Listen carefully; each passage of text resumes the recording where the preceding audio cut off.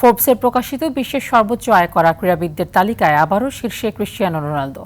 টানা চতুর্থবার এবং সব মিলিয়ে ষষ্ঠবারের মতো এই তালিকার ১ নম্বরে জায়গা করে নিয়েছেন পর্তুগিজ মহাতারকা।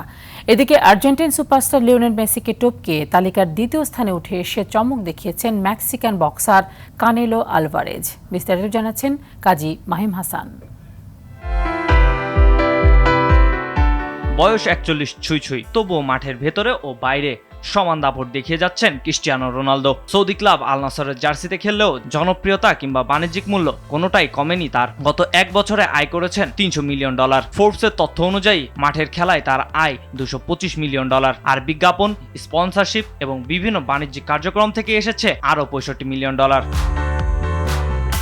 মেসিকে টপকে এবারের তালিকার সবচেয়ে বড় চমক দিয়েছে মেক্সিকোর তারকা বক্সার কানেলো আলভারেজ। $১৭০ মিলিয়ন আয় করে তিনি উঠে এসেছেন তালিকার দ্বিতীয় স্থানে। যদিও রিংয়ে খুব একটা সফল বছর কাটেনি তারপরও বাণিজ্যিক মূল্য আর বড় বড় ফাইট থেকে এসেছে বিশাল এই আয়।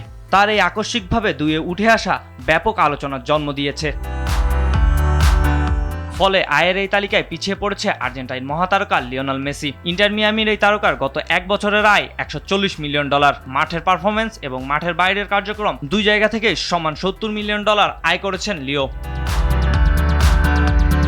তালিকার শীর্ষ ১০-এ আরও জায়গা করে নিয়েছে লেব্রন জেমস, শেহেই ওতানি, স্টিফেন কারি, জন রাহাম, কারিম বেনজেমা, কেভিন ডুরান্ট, লুইস হ্যামিল্টনের মতো বিশ্ব ক্রীড়াঙ্গনের বড় তারকারা। এছাড়াও তালিকার একমাত্র অন্য বক্সার জ্যাক পল $৭০ মিলিয়ন আয় নিয়ে রয়েছে তালিকার ২৩ নম্বরে।